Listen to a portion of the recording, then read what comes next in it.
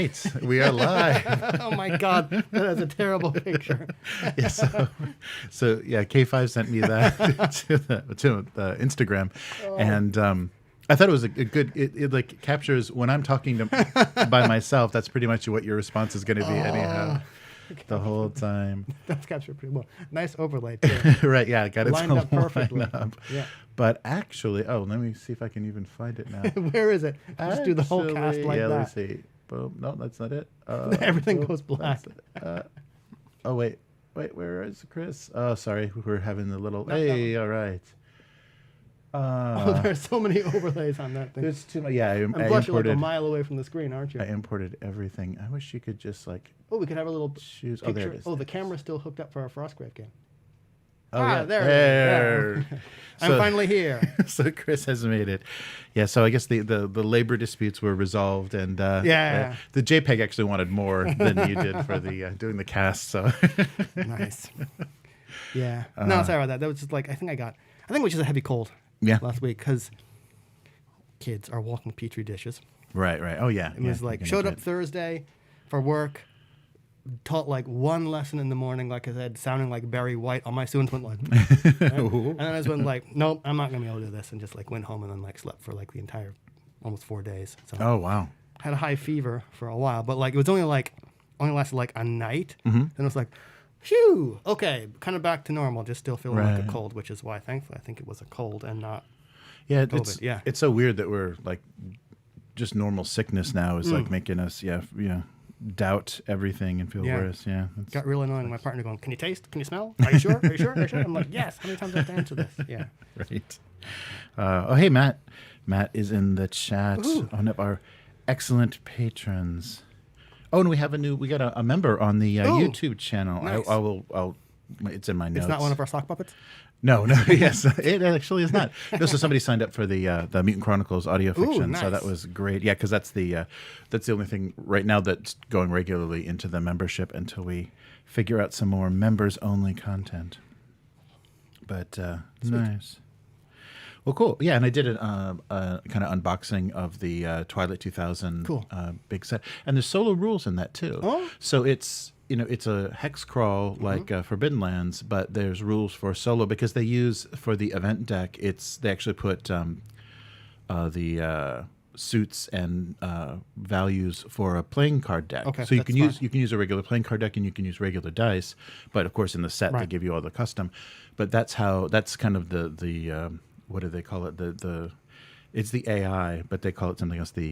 In Twilight 2000? Yeah, I know it's not themed. It's the Greek Oracle. Oracle. Thank you. Because I was thinking like, okay, did not Fantasy Flight, did Free League Game come up with like a word for the AI for that? Because I know the term that we're using in like indie games for games like like solo journaling stuff and Oracle. Oracle, yeah.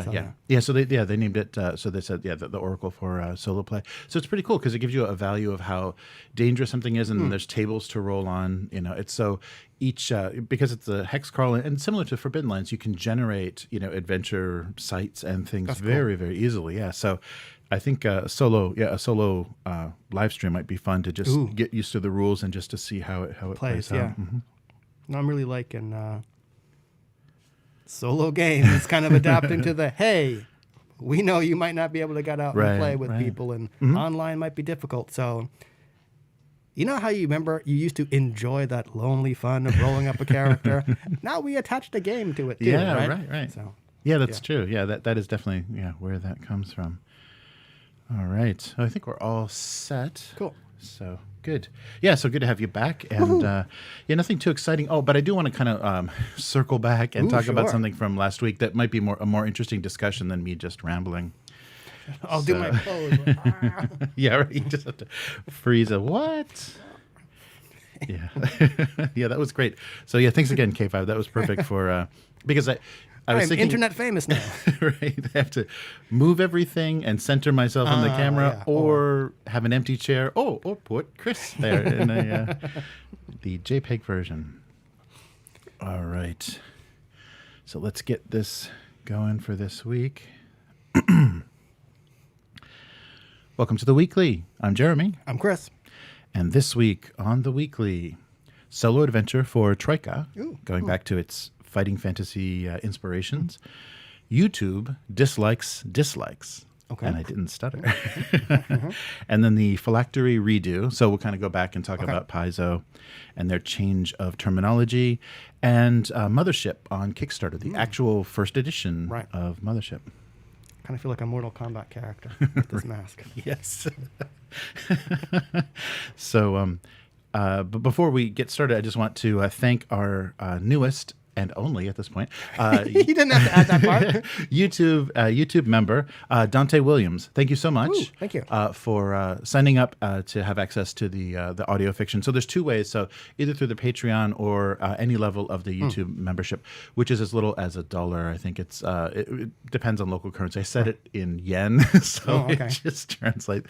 It's all kind of so it's a very affordable a monthly deal, and we'll keep putting more things like more uncut things and larger videos and things in membership.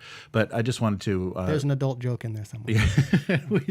Yes, so it'll serve pretty much as our OnlyFans.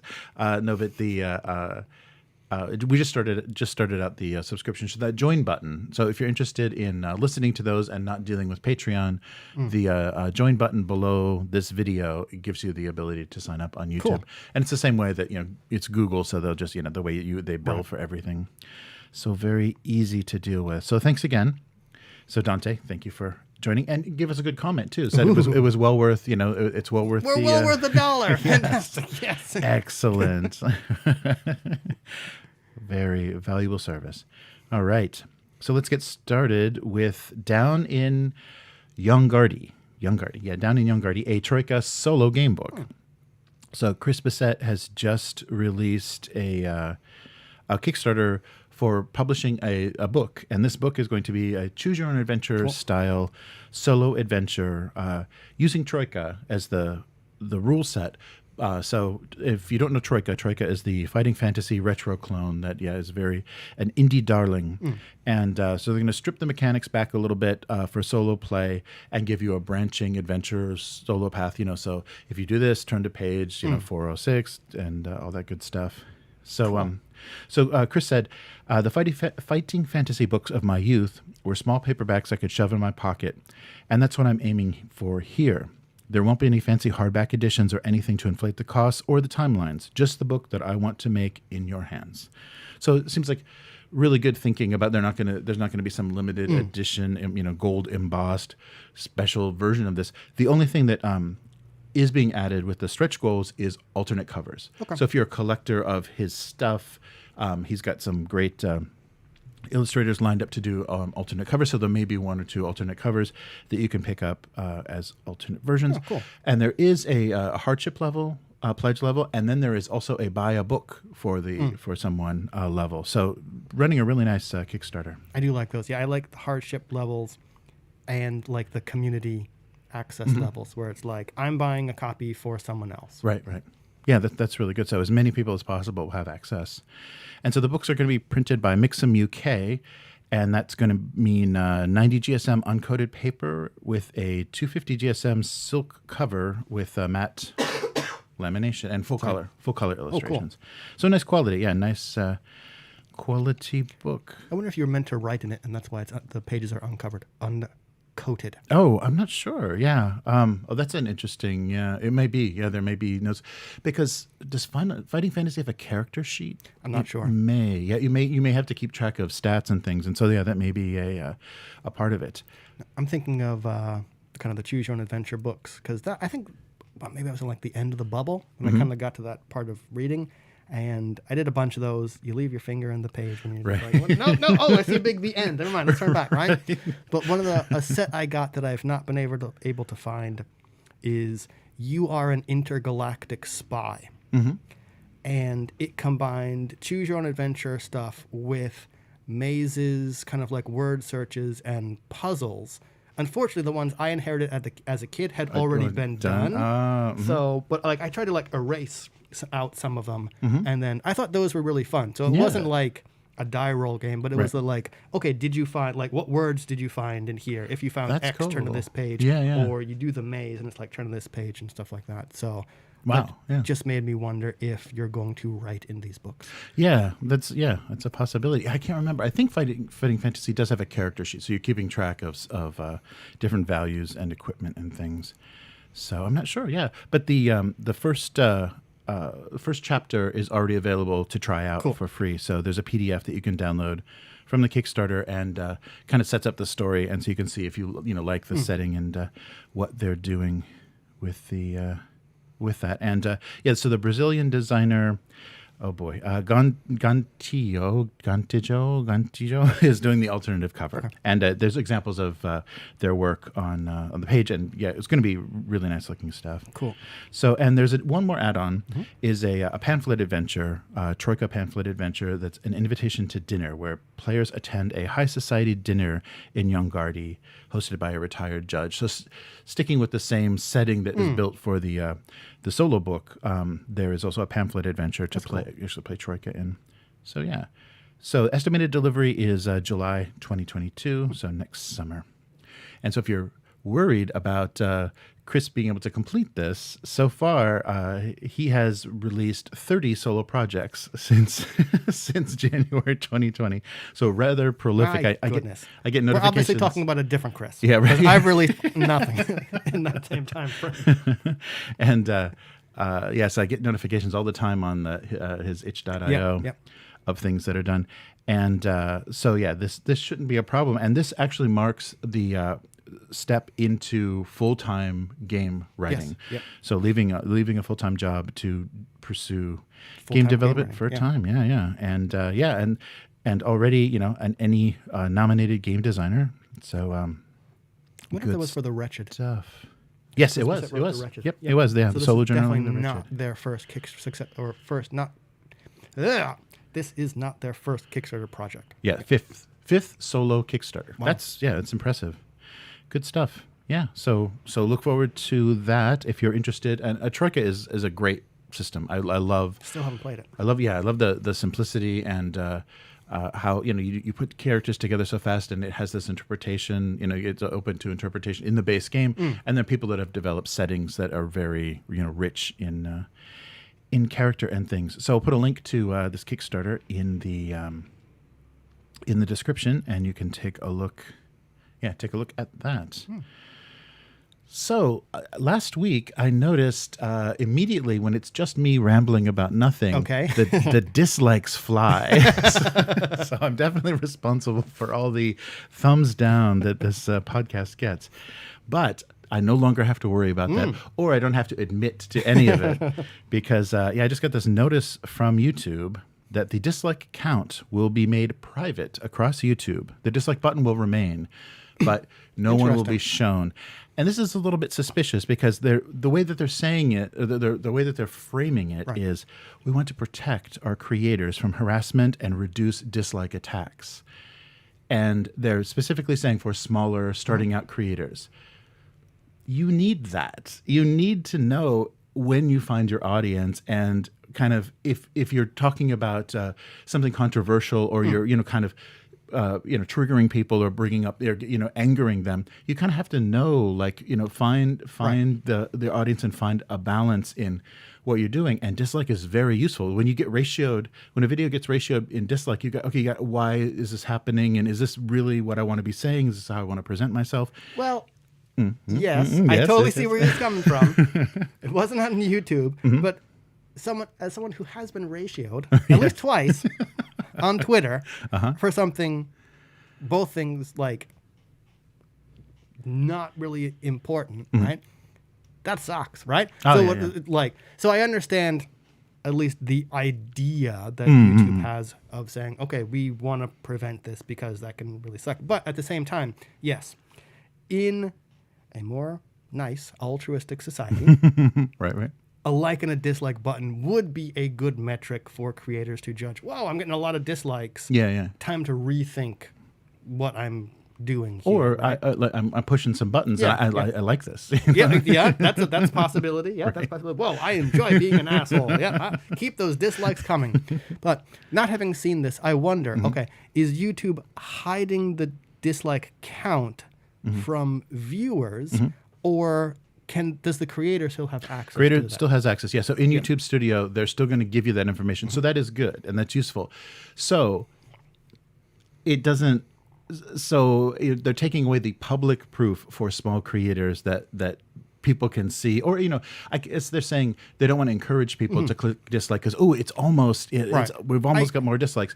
But the thing is, smaller creators and people, that's not so crucial, and it still is interaction. It still counts as engagement. Okay. So it's not bad for them.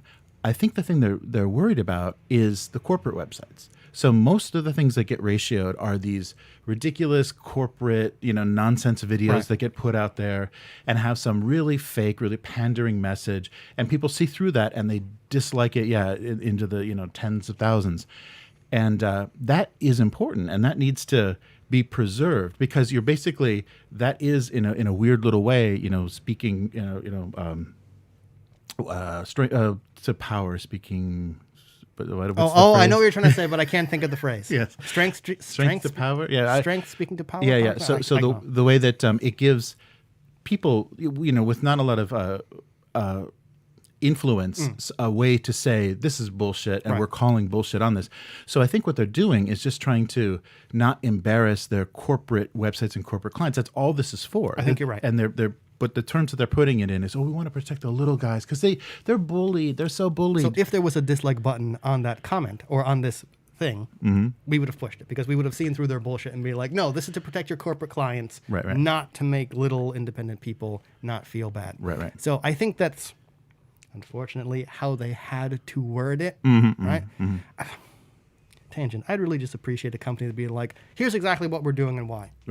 Right? But they can't because they're basically what YouTube would be saying with these kinds of movies.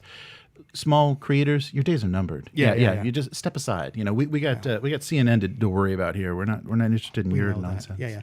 I guess I do I agree to a point that there probably are people who see a large number of dislikes and go, I'm going to jump in here too, and go boom, right? But, I mean, they haven't taken it away. My thing is kind of like with any amount of customer feedback, I think you have to have, the customer either had to have a fantastic or a shit experience. Yeah. For them, well, I don't know. Things have become easier to rate, and maybe that experience is kind of narrowing, right? Yeah, Where generally I thought like fantastic or crap experience is what's going to drive a customer to rate. If you had an okay experience, you're probably not going to take the time to rate it. I think that might be changing with how easy it is to rate things. I know that's trying to be changed in like the indie TTRPG universe where, because like the itch.io rating scale thing is broken. Like anything less than 5 stars and your thing kind of gets buried. So I think people are trying to foster a culture of, did you like it? 5 stars, please. Just so, because anything else is like a death kiss. Right. So going to like a thumbs up, thumbs down is just kind of a nice, simpler way of doing it. But back to the point, I do think there are some people who like to thumbs down stuff just for the lulls. Yeah, like this podcast when it's solo. Yeah. Exactly. Yeah. Your days are numbered, whoever you are. Right? And taking away, or at least hiding the number, is, I think, going to discourage some people from jumping on that bandwagon. Yeah. However, I do agree exactly what you said. This is to protect YouTube, protecting larger clients from being embarrassed by having their 1.7K thumbs down on their cheesy infomercial bullshit. So. Right. And also too, like with, because YouTube is so full of tutorials and people teaching you how to do stuff and communities like 3D printing, for example, I've found some videos that get incredible downvotes because the guy is like no gloves, going in and dealing with like photo resin and stuff. And so people are just saying, this is a really bad example of how to do this. You're not using any safety protocols. You're not doing anything to show people like kind of the best practice for doing this. So it's very effective to see a lot of thumbs down, be like, oh, okay, maybe I shouldn't use this as my example for how to change something or how to repair something, because people have noticed in the community that this guy sucks or, that's not very accurate information. Interesting. I hadn't really considered that. I've been starting to look at like miniature painting tutorials and other stuff. Like whenever I saw a thumbs down on like ASMR videos or other stuff I like listen to, I'm kind of like, if you didn't enjoy it, why not just stop watching and go somewhere else. Like, you must have had to hate this thing to thumbs down it. But in like a tutorial sense, I wish there's a way you could like link a thumbs down to a comment, right? If it's like thumbs down because this person is putting their ungloved hands into photoresin, and please don't do that, right? Then the thumbs down becomes a lot more meaningful or appropriate, where it's like, this is a bad example for a tutorial, rather than just, I don't like this person. Like, for like ASMR videos, their top wasn't too low, right? Which is what I imagine all thumbs down things are, where it's like, fine, just go somewhere else then, right? Bad cleavage. Yeah, exactly. Yeah. So it's a strange thing, and I think people just feel a little bit of powerlessness. So like when something kind of pisses them off in a video, or they're just like, oh, this isn't any good, instead of just clicking away, they want to say, I chose to click away because your stuff is garbage. And so a dislike on the way out, maybe people feeling like they have some sort of voice or whatever, and they don't really realize that in the analytics and stuff, they see right when you jump off, like you see where every viewer says this is no good, so they are getting that information anyhow, if they choose to look at it.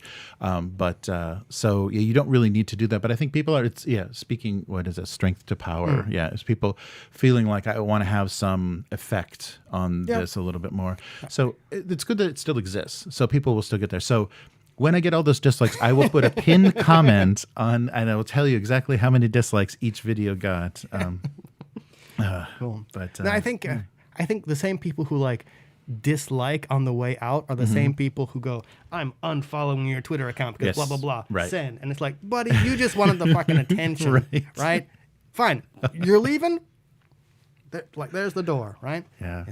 No, that's true. I'm saying, like, I've had Conan been a couple times being like, there's the door, right, jackass, right? And it doesn't happen that much now anymore, but. Yeah, people they want a dramatic exit. Yep. Yeah, it's like, I am out of here. And it's like, then fucking go, buddy. There it is. Yep. Yeah, so YouTube says we want to create an inclusive and respectful environment where creators have the opportunity to succeed and feel safe to express themselves. Okay, dislike wasn't stopping that. And so this is very similar. For me, this feels very similar to what Netflix did when they were starting to get review bombs on some of their original content. And they're just like, oh, let's just take away the reviews now. No reviews. Really? Yeah. So you can thumbs up, thumbs down things in Netflix. But that just, I think, affects the algorithm for what they're going to show you. It's not anything you can see publicly. Oh, interesting. When it was good, I mean, I think like Amazon or whatever, they use IMDb ratings. So it's good to have some sort of metric, because anything under like, 2.5 stars on a 5-star scale, you're taking a risk, Yeah, you are. So it's good to have a little bit of measurement. No, this is going to suck, but maybe I want to watch something terrible. Kind of getting into it, but not really. But without some kind of unified grading scale, right? If all we're talking about is how much you enjoyed it, those 5 stars can mean anything, right? So I was just thinking about, because I'm like, a bootleg copy of Dune was on in the break room, and just thinking about like, I am determined to not like that movie. Anyway, sorry. Like, thinking about, like, apparently there was like a Dune sweep hashtag or whatever, and talking about how we're going to like kill Marvel and all this stuff. This is real cinema. Oh, wow. Anyway. But that got me to think, like, that review, unless everyone kind of knows the criteria or how you're judging this thing, 1 star could mean I was expecting a comedy and this was a horror. Right. So I hated it. Or 5 stars could be I really like this actress or whatever, right? So... Yeah. Well, there is something, and you can at least judge how much people enjoyed it. And like you said, less than halfway are kind of like, okay, right? It is at least some metric, but I don't think it's a very good one. Yeah, well, that's true, and because you see that like in Amazon reviews, like people give 1 star to a product, it arrived late. Like, exactly. Well, so okay then. 5 stars, undamaged, but the book sucked, right? Love the packaging. Yeah. So hopefully some of those rating systems too, they do that thing where they knock out like a percentage of the highest and lowest reviews to kind of give you a better curve. But you never know. It's just good to have some sort of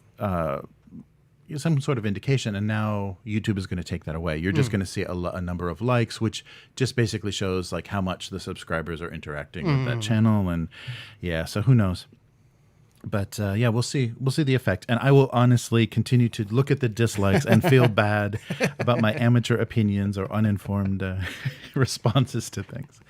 Speaking of uninformed responses, phylactery. So phylactery is a term that that's been used ever since original D&D for what's now I think going to be called a soul cage. Okay.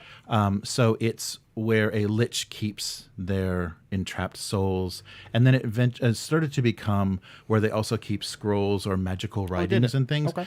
And that started to drift a little bit too close to the real world terminology. So phylactery can also be used in the Jewish faith. Yep. So excerpts from the Torah or scrolls from the Torah are kept in a leather box during prayer, and so to a lich is always evil and dealing with is undead and dealing with souls, and to kind of bring it too close to Judaism in real life was something that Pathfinder said, okay, we probably should do something about this because it's looking pretty terrible. So they made the change in Strength of Thousands to soul cages.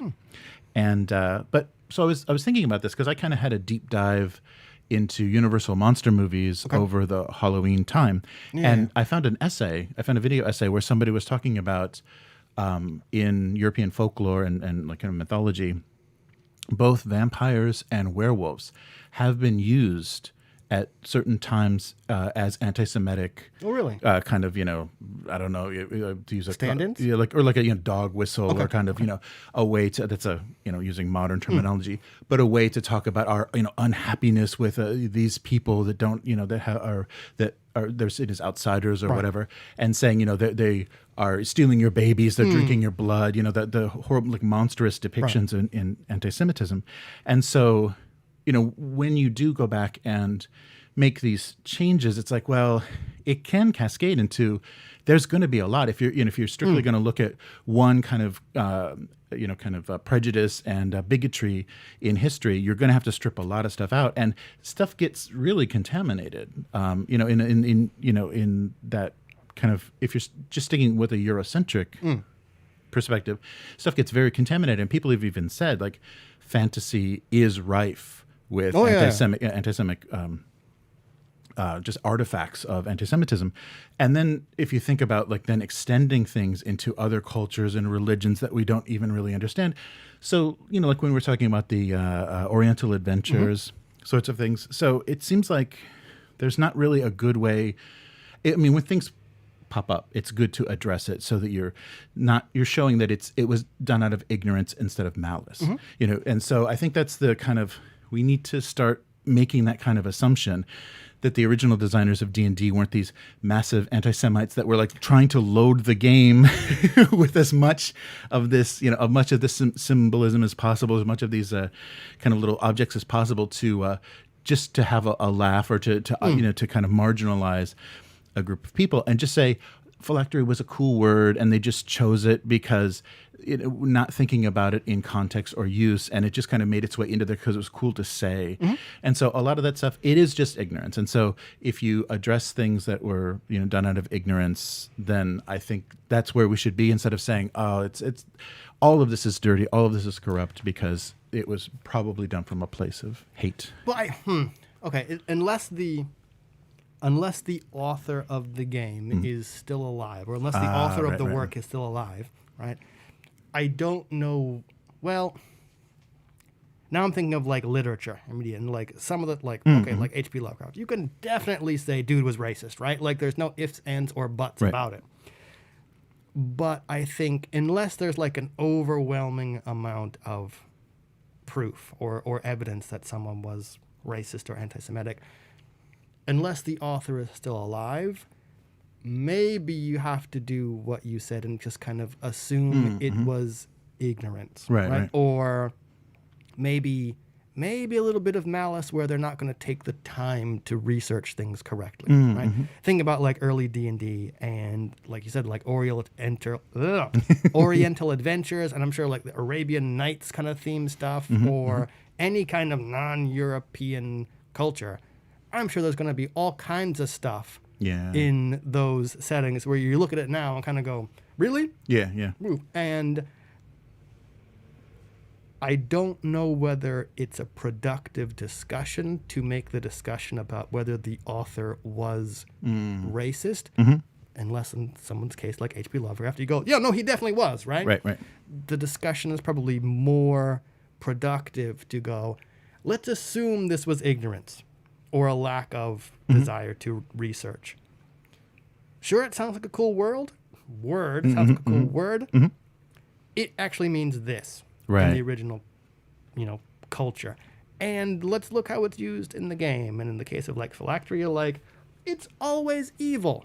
You see how that could be a problem, right? You're like, okay, yeah. And I think a regional people will go, yes, okay, we see how that's a problem. Let's come up with a new word, right?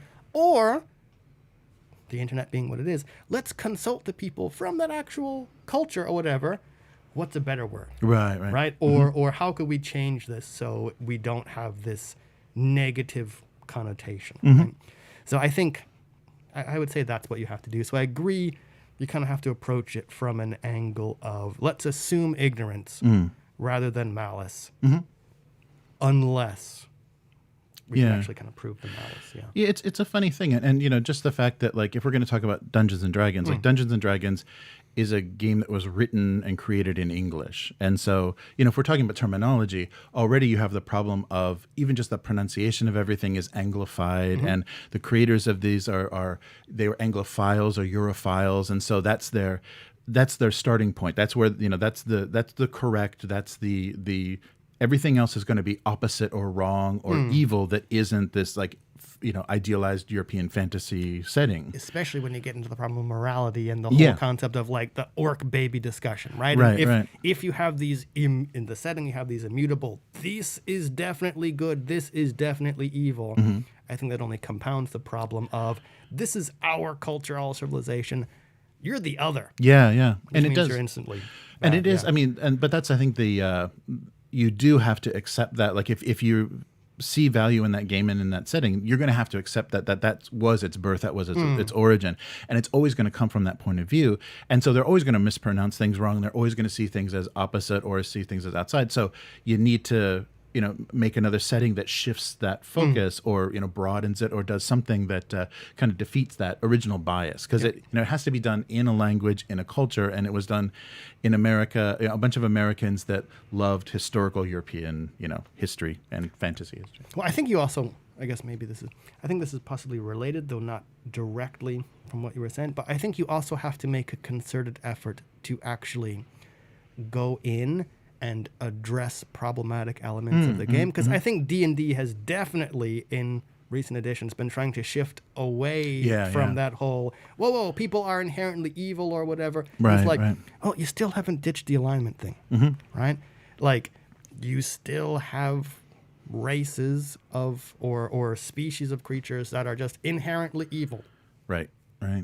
Yeah. So it's kind of like, you can't, in that case, I don't think you can't keep the core of the game and modernize it when the core of the game is kind of, as you're saying, was written in a specific time with a specific mindset. You got to go, nope, sorry, all this stuff has got to change because it's kind of not really appropriate anymore. Yeah, I think we talked about that before when alignment came up and things like that. It's like, how far? What do you take away? What do you change until it's not D&D anymore? And so, just making those assumptions, or at least being able to admit, okay, D&D can't do that. Right. This is what it does, and if you enjoy this is what this game does. It can't be this universal rule system that can work in Hasbro's trying their best to make it that, right, without addressing anything, right? Or so, actually, I'll take it back. I don't know if Hasbro is doing that. A subset of D&D fans are definitely claiming that's what the game can do, when no, it can't. Right? It does one thing, D&D, right? And if that's what you want to play, more power to you. There are other games. Yeah. So we'll see how this keeps being addressed. And Paizo, the thing that I brought up, I think this was actually in the Patreon part of the cast, but the thing I brought up with this phylactery change too, as well, is it's a little bit like Paizo's been having a little bit of trouble, and this is kind of like a little virtue signal to say, remember, we're the good guys. Like, we don't use the term race anymore. We use ancestry. We're the good guys. Well, okay, we'll sort your sort your other stuff out. Get your problems in your workplace sorted out, and then you can talk to us about. Relatedly, I think we're up to the 9th printing of old school essentials. Oh yeah. And I think I've looked at that rule set and not really been overwhelmingly excited by it. I'm excited by the presentation, but the only reason I bring it up is I think the 9th printing, which is maybe in process or coming soon. Yeah, I think they fulfilled it. Yeah, the really? Kickstarter. Yeah, maybe because I thought they're doing a new one that's updating everything to be gender neutral language. Oh, interesting. Oh, yeah, because a few months back I got Exalted Funeral fulfilled that last Kickstarter. I think that was the advanced version. Yeah, okay. So they have the imitating kind of the box sets. They have the basic expert, and then they have the advanced advanced version. That was what the Kickstarter was for. Yeah, I'll have to take a look and see if they did. Interesting. Yeah, so I haven't looked into it, but just kind of what you said about Paizo seems to be having problems. I haven't heard any problems from the people who put out old school essentials. Right, so this is kind of something they didn't have to do to try to be look, we're the good guys. Just kind of nope, this is the right thing to do. So it's all now.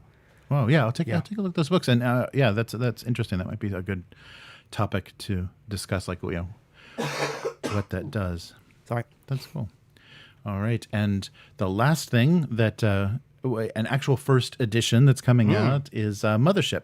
Yeah. So Mothership is on Kickstarter, and it was developed originally in 2017. Yeah, it's old. Yeah, so it's won numerous awards, and it's been in 0 edition for all that time. Yeah. And has had many award-winning modules and adventures developed for it. So we're finally getting a Kickstarter that's going to put everything in a box set. And this will be the official first edition. So there's about 20 some days left on the Kickstarter. Oh, so okay. it was a whole month. And the quote from the creators: ever since I started playing role-playing games, my favorite products have always been box sets. So Traveller D&Ds, Star Frontiers, Cyberpunk 2013, they all come in amazing little boxes filled with endless wonder and fun. So since we started making Mothership, it's been our dream to collect it in an amazing box. So that is what they're doing for Kickstarter. And there's going to be kind of 2 versions of it. They're going to have a core set, which is just basically everything you need to play the game, and then do a deluxe that's a double wide kind of box that will include updated and printed versions of all of the adventures that have been released so far. Yeah, I actually looked at that deluxe version because I had the Ashcan edition of the Player's Guide. I have 2 of the modules they put out. I think Dead Planet and A Pound of Flesh or something like that, as well as a couple other pamphlet modules. And I'm like, okay, it would be cool to have actual kind of officially printed versions of everything. Right. And I'm considering, and I'm like, maybe. I think I said this online. I think what happened with Mothership is I found out about it around the same time we started playing Alien. Right. And the stress mechanic in Alien just makes that game for me. And I look at Mothership and I'm kind of this is cool. Love the layout. Maybe it's because I found you second. Something that is a bit. I have this one, so I've always thought about picking up Mothership stuff to convert.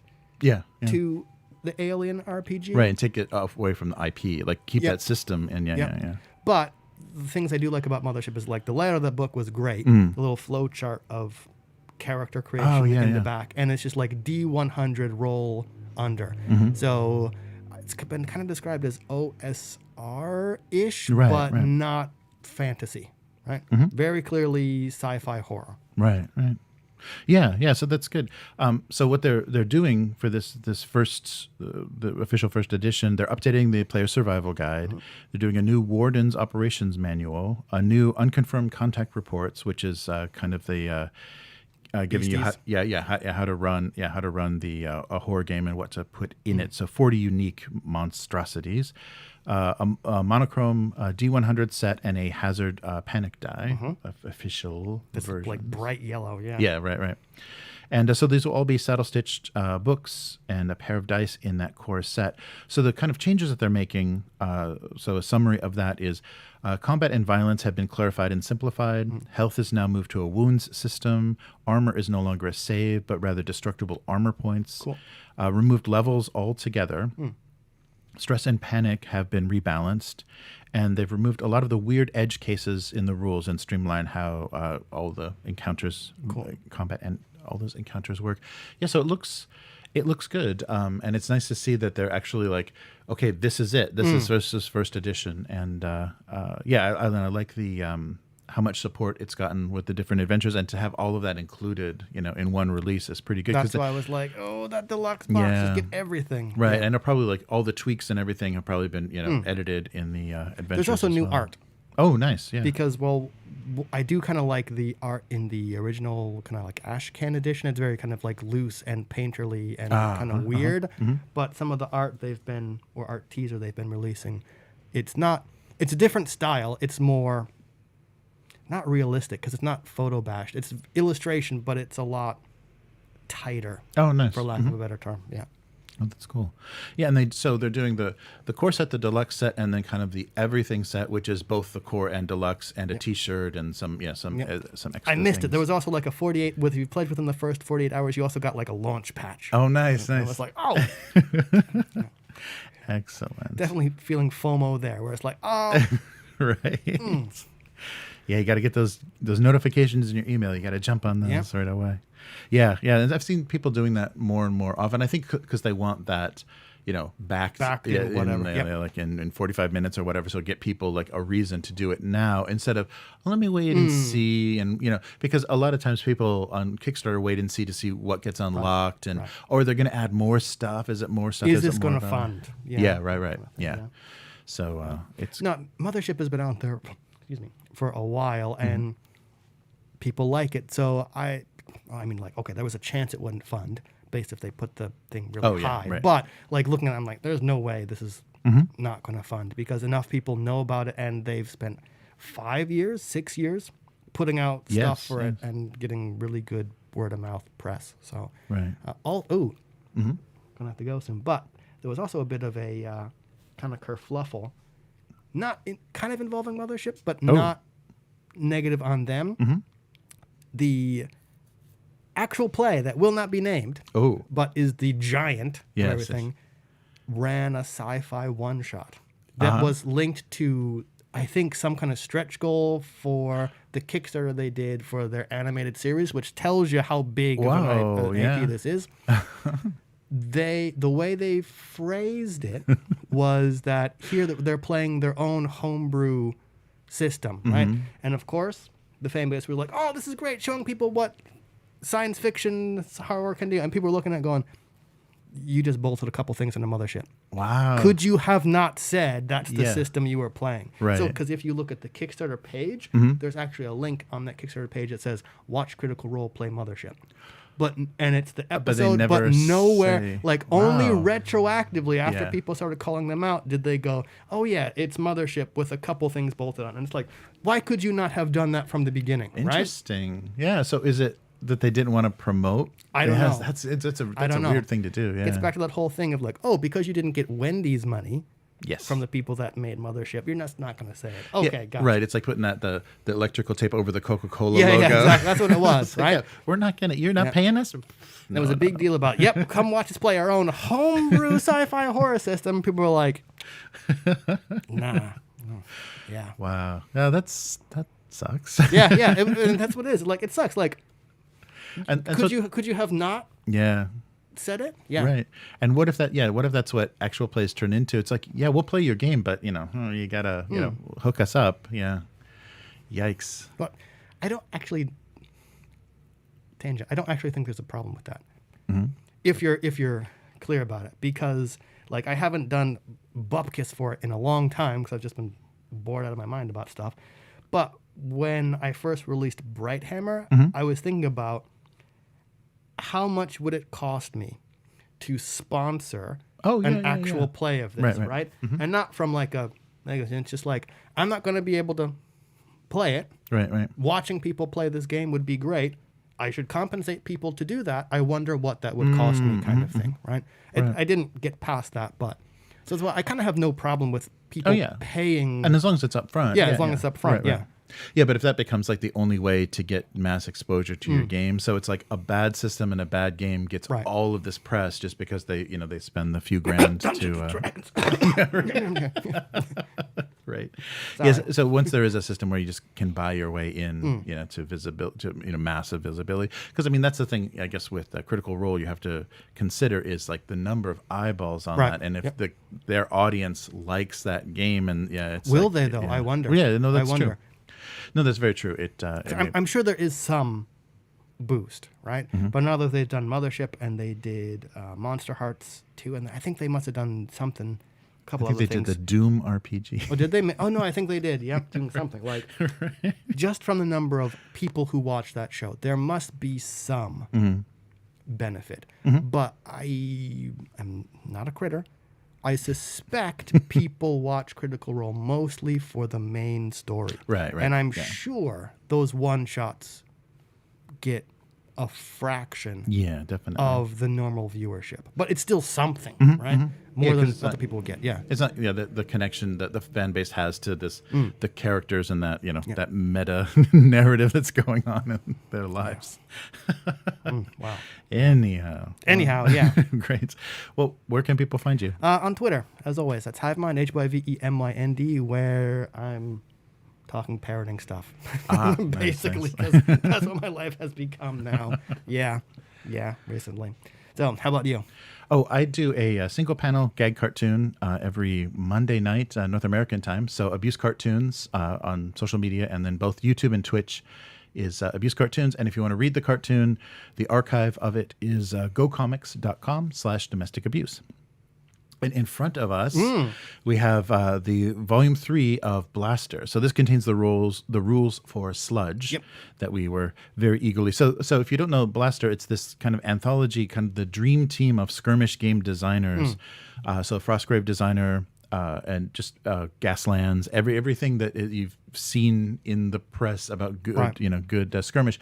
They all got together and developed supplemental material or new rule games, sets, for the games. And I'd like to thank everyone that uses our affiliate links in the descriptions or on our website, because that was how we were able to purchase. These are pretty pricey, print on demand, and so thank you. Yeah, thank you very much. You made us able to purchase a physical copy and have that for more actual plays and rules discussions. Yeah, that's what I was going to say. Yeah, so thanks for using the affiliate link that allowed us to purchase that physical copy of Blaster. Hopefully, we'll be using it to play Sludge. Yes, Sludge. Yeah, we have some part of your army is waiting. Oh, and where are those miniatures from? Oh, the miniatures I got that'll, I guess, be on my YouTube and Instagram. They're Highlands miniatures. Because I guess the guy is in the UK. Oh, cool. Right? Yeah, they look good. And they're kind of setting agnostic black powder stuff. Like you got Arcbusters and Undead and kind of Empire-esque looking people. But they look really cool, and I thought they fit perfectly for Sludge. And even though Sludge is supposed to be like dark and grim and gritty, I'm like, I kind of want to paint something bright. So they're going to be in livery, hopefully. Oh, nice. Nice. So I'll send a link to that so that can go in the bottom of the description as well. Yeah, definitely. Yeah, and so look on your Instagram then for as those get assembled and painted and all that good stuff. Excellent. Cool. All right. So if you'd like to support this podcast, you can use the affiliate link in the description for Drive-Thru RPG. That helps us a lot. Or any of the ways to subscribe or link to us, and the join button as well. So the membership for the join button gives you access to the Mutant Chronicles audio fiction series and more good member content to come. You can also visit patreon.com/upturntable. To specifically support the weekly as a weekling, or all the other projects that we're doing, and just the different levels. Just kind of let us know what you're interested in seeing more of, as far as much better than a dislike button. Yeah, right. Yes, but thanks for joining us, and we'll do this again next week. Later, mortals. Goodbye. Ooh. That was wonderful. Coughing on the microphone at the very end of the cat. Yeah. Goodbye. I'll edit that right back in there. I swear, someone must be dying in my office because you're coming in the morning and you're just like, whoever coughed like that is gotta be minus a lung. Oh, yeah. Right. I think of the, I gotta bounce. And thanks very much for printing this. Oh, sure. Here. Case back. I got my PDF copy. Are you sure? Yeah. Okay. What about Rain in Hell is here as well? Ooh, sweet. I got my, I printed that as well. Oh, okay. Cool. I'll leave these here then. Cool. I'll try that. But I'm thinking of, you remember the old Rocko's Modern Life cartoon? Yes. That was great. I'm just thinking of this that one episode where he's waiting in the doctor's office and the old guy just goes, and it's like a lung literally pops out onto the floor. And I'm like, that's what it sounds like. In the beginning of my, like, just from somewhere in my Ouch. and it's just... And also that, yeah, I'm sure the air isn't circulating well, and it's nice and dry in there, and ouch. Oh, good. Oh, wow. All right, yeah. So be careful with that. Be careful with that lid. Yeah. So tape it or something. Yeah. So it sticks. Thank you very much, and see you sometime. See you soon. Hopefully next week. All right. Later. Take care. All right. Well, thanks for watching, everyone. And hey, Miguel, how's it going? And Samuel, Reliquary. Ah, nice. Very good. Yeah, that's right. Yeah, the Phylactery. Yeah, that's a funny. It's a funny discussion that I think will keep coming up. Oh, pull this in. That will keep coming up in fantasy roleplay. Hey, Joe, how's it going? Thanks for stopping by with your mighty blue wrench. That's always appreciated. Truth to power. Thank you. Truth to power, not strength to power. Thank you, Miguel. As soon as the cameras are on, my mind goes blank. Yeah. And yeah, that YouTube changes. Yeah. Protecting the corporate channels and celebrities from being hammered by us, lowly, lowly viewers. Truth to power. Oh, nice. Yeah, but yeah, 1-star reviews are often entertaining. That's very true. Nice. Yeah. So, Mothership, like Chris was saying, Mothership came out right around the same time that Free League did the official Aliens, the D6 version of that, the Year Zero engine version of that. So they kind of interfered with each other because Mothership is basically like playing sci-fi horror without any IP connection, and kind of more freeform, like an indie version of sci-fi horror. So we played a bunch of there's an actual play, like I think a 4-part actual play of the Alien RPG, and Mothership is a D100 version of that. So like an old school mechanics version of that. But yeah, I think it did. If you were in the choosing between the two, the one was like still done, I think, like a zine style, like you could get the PDF and print it out yourself if you wanted a physical copy. And then there were print runs of it. But now it's first edition. And there's a lot of interesting support for it. And the interesting thing, because Mothership isn't connected to a specific IP, there's a lot more creative freedom in there, because you don't have a timeline and a setting and different factions and things that you need to pay attention to. They just kind of do classes of characters. And there's also nice systems for creating your, building your ships and building like space stations and things on the fly. So and the way that a lot of the indie RPGs do, they give you a lot of ability to take a setting and something that you like and break free of a lot of the restrictions that would have to be approved if it was a licensed RPG. But yeah, definitely. Yeah, that change on YouTube, and it's just funny. It's not really tabletop related, but I always notice every time I do the podcast alone, always I'll go too long about something, or I'll just piss somebody off, and so the most dislikes always come from the solo cast. And so when that came up, when I got that notification from YouTube that they're going to hide that, it's like that does take away, and especially the utility of YouTube, because if you're not using it for entertainment, but actually, how-to guides for, cooking or tying a tie or whatever. I mean, there's a lot of kind of functional educational things that YouTube does. If you don't see a dislike, you have no idea if there's somebody that's just, throwing, garbage up there, or is actually like giving you dangerous advice about how to, build a garden wall or whatever in your house. So, yeah, it's very funny. Oh yeah, that's right. That's right. Yeah, Protos had the Alien. Yeah, who does the there's a board game now. There's a miniatures board game now based on aliens, and I don't know what company is doing that, but Yeah, that's right. Yeah, I used Nemesis.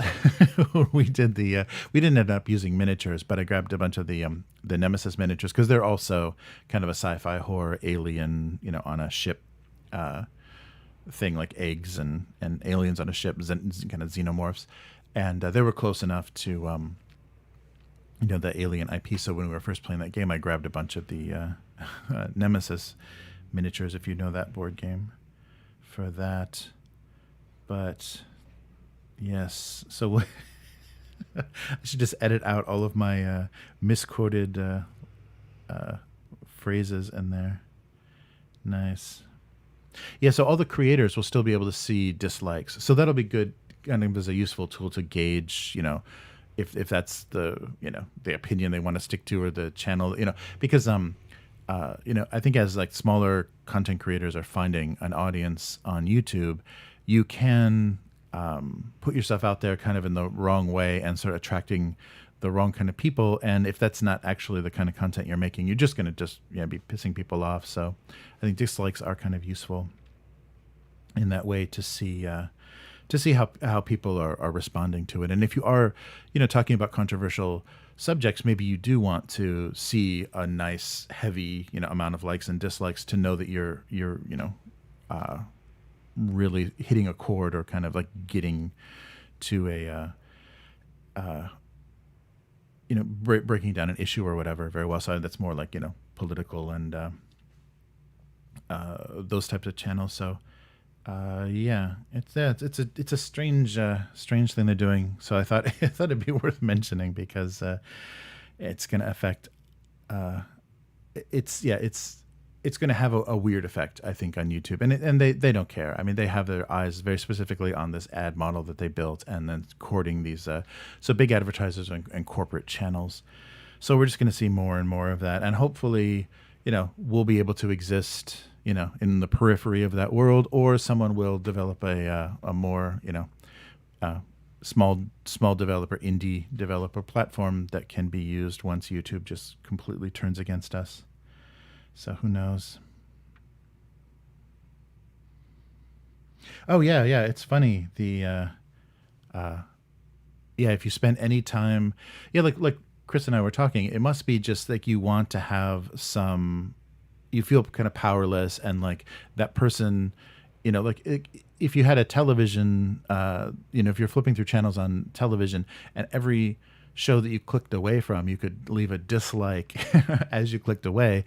It gives you, it feels like you have some more power, or some more ability to, say what you want and don't want. It's very odd, though. I don't know if that's really,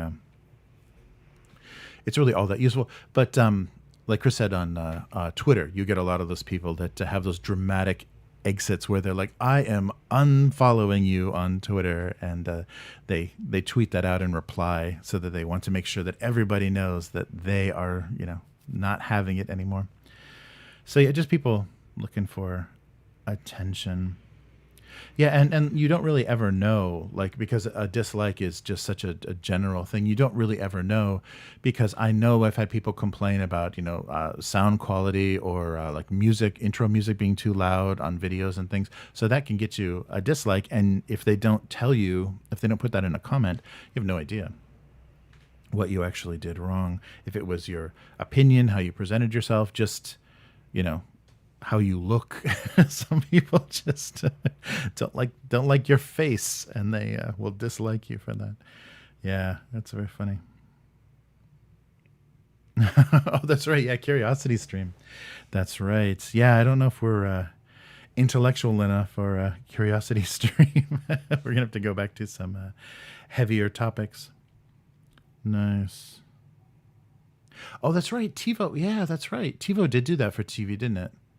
That's right. I totally forgot about, how we had that, like a thing that kind of sat on top of television, like you were running live television through a DVR. And yeah, I completely forgot about that world. It seems so long ago. Yeah, there's been like so much shift with the streaming services and everything, all the cord cutting.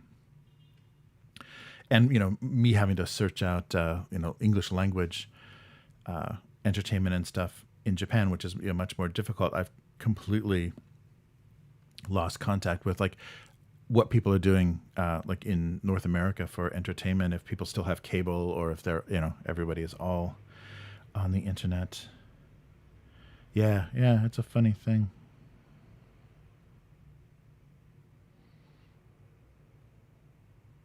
Yeah, I haven't checked on.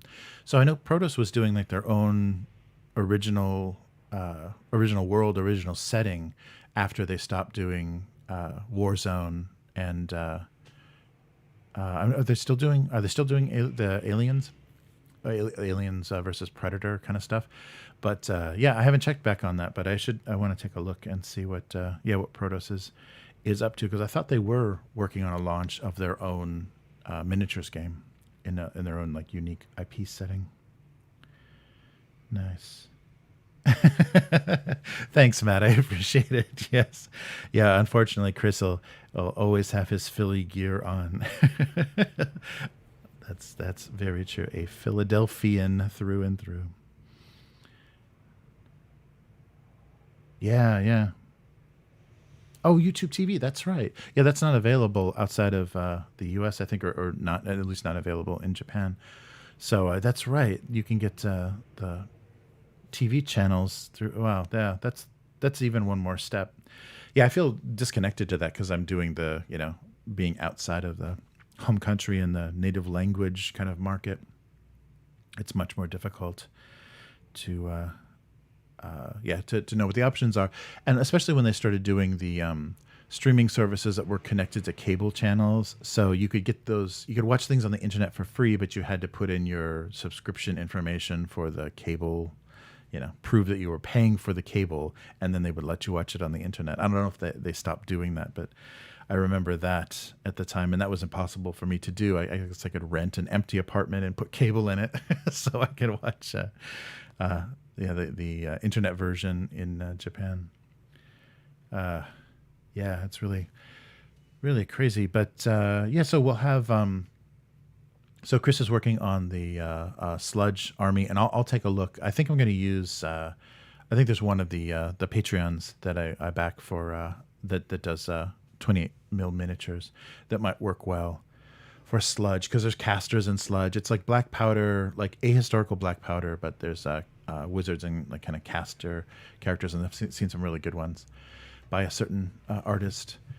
And so we'll be doing that soon. So more Frostgrave. We'll finish up Frostgrave and then start another system. Sludge has a lot of tokens, so that's something else we'll have to either make our own, or I think they have official tokens, but there's Gore tokens that are related to kind of stress and carnage. So when units are killed, all of these gore appear in either where the units were previously existed, or just the chaos and stress of battle. So you get these big piles of kind of stress that's building up, but they're shown as just like piles of like dismembered corpses and just the casualties. So a lot of war games use that. They use casualty markers, and you show the fallen soldiers. So there's actually a mechanical purpose to that in Sludge. So I can't wait to try that out. Sorry, and building terrain for Sludge should be really fun too, because it can be just real dismal, real nasty looking kind of Napoleonic era stuff. So just burnt trees and just like a hellish landscape. So that'll be fun. It'll be fun to do. Nice.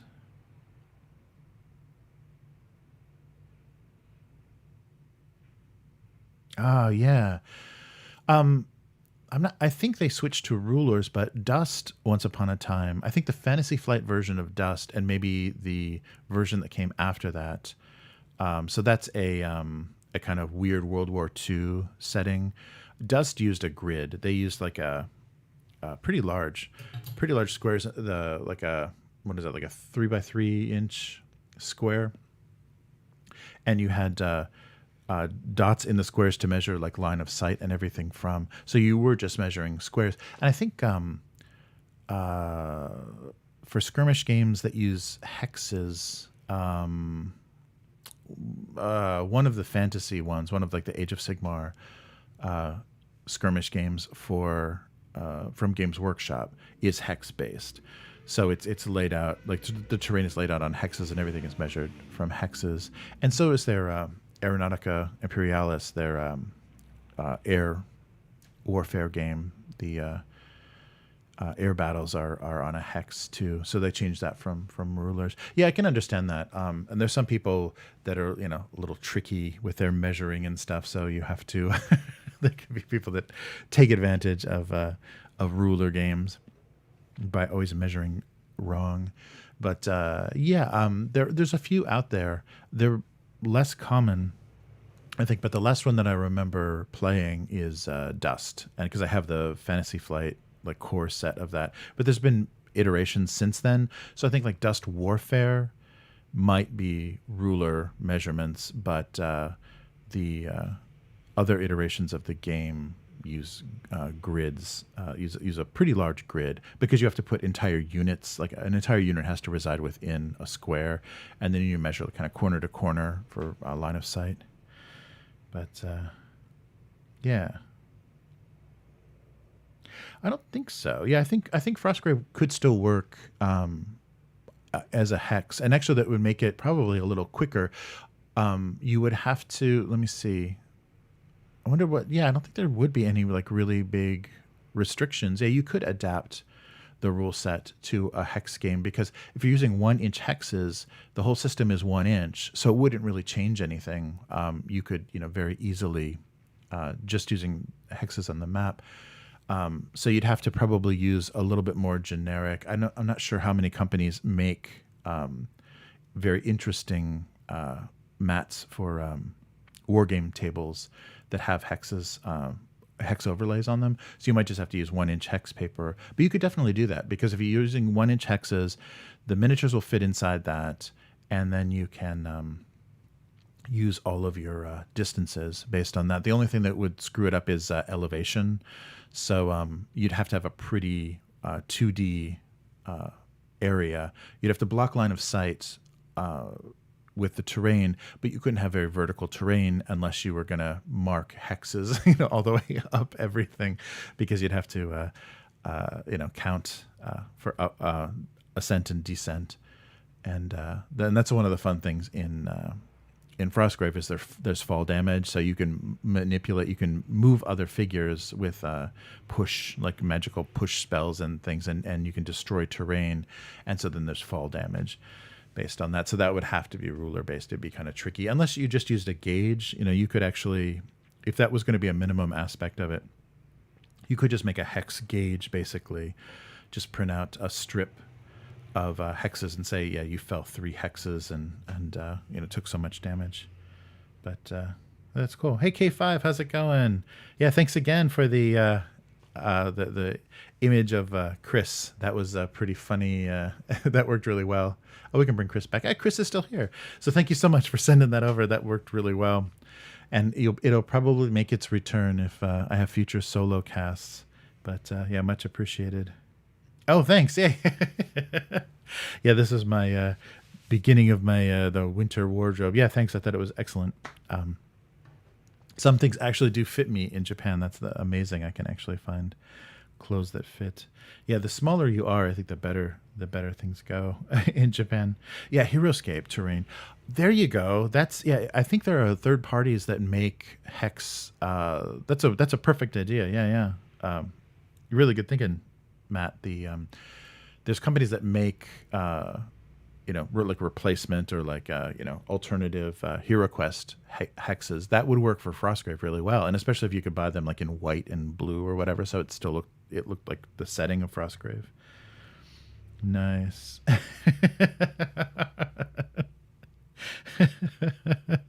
So it's just like having a discussion. So it's me saying stupid things and Chris reacting silently, so it works perfectly. Nice. That's a good idea. Yeah, I'd take a look if you wanted to get your group to play something like Frostgrave, because then you could use any minis. You could even use HeroQuest minis, HeroScape minis. You could just even use HeroScape minis for that. Anything works, and those hexes, yeah, I think those are 1-inch hexes, so that'd be a perfect alternative. And then you could also do elevation, so that would work well. You wouldn't be eliminating anything from the game. Yeah, that's really cool. I totally forgot that those were hexes that you could stack and everything. I think there are some companies that they do replacement or alternative for building the hero skateboards. I don't know, price-wise, it might not be very reasonable. But if you got a group that can all go in on it, that would be cool. Ah, nice. But yeah, that's excellent. So yeah, thanks so much for joining me. And yeah, I appreciate you guys hanging there in the chat and helping us when we're stuck on speaking truth to power. Oh my God, speaking strength to power. I don't know what we're speaking. Yeah, but I appreciate the comments. It really is a nice to have this chat catch up kind of discussion afterwards. And of course, this is in the Patreon version. So you can watch it on the live stream, and then of course the live stream is archived, but you can also hear this on the Patreon RSS, a little bit cleaned up and sweetened, so it's nicer on the ears. Nice. Yeah. So everyone, leave your dislike, and I won't see it unless I check the studio, the YouTube studio backend. Nice. Yeah. It looks like the button does look different. It has I don't know if they've changed it. I think it was today that they made the change, so it may be changed already. They said it was going to roll out slowly, so it's not going to be everywhere all at once. But yeah, the thumbs down has a big dislike, but I don't know if it actually will have a count. So yeah, that's really weird. I'm so glad we're protecting those corporate channels and celebrities. I wouldn't want them to have their feelings hurt, because their money, their incredible wealth is not comfort enough. They definitely need to have a good number of likes and no dislikes. So please, yes. So subscribe and share and dislike this video if you feel like that's what you want to do. Nice. Yeah. So everyone, take care. And we'll be back again next week with more of the weekly. So thanks for watching. And as always, it's great to see you guys in the chat. I appreciate the discussion. And yeah, and jump on Chris's if you want to see what's going on with the Frostgrave miniatures and everything. Chris's Instagram has all of the painting and everything going on. So yeah, take care, everyone, and see you again next week. Goodbye.